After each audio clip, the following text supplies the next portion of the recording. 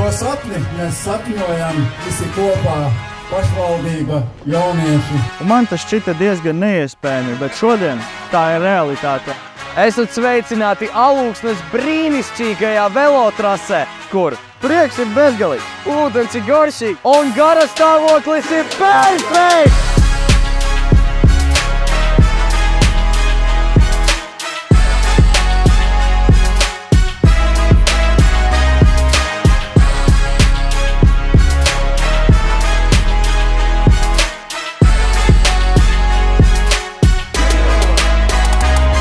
Esam Alūksnes veloparkā. Šeit ir parastais pantreks, kurš ir piemērots sacensībām. Šeit ir arī freestyle pantreks, kurš patiks tiem, kas grib izpildīt trikus. Un beidzot, BTA velozinis. Trase, kura piemērota maziem bērniem, lai viņi varētu drošā vidē iemācīties, kā pārvarēt pilsētā sastopamus šķēršļus.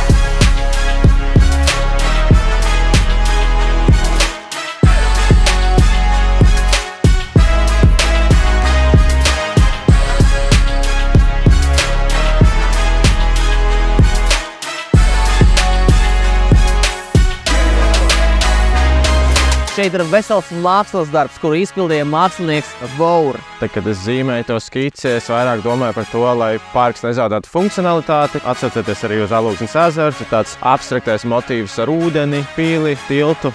Skateparks, manuprāt, vienmēr bijis tāds lokāls community centrs, kur vienmēr jaunieši brauc un satiekās. Es ieteiktu arī vecākiem nekautrēties un doties iekšā trasē un tiešām patremēties un būs laba sajūta. Braukšu šeit katru dienu un man ļoti patīk viņa, ka viņa uzbūvē ilgi gaidīju.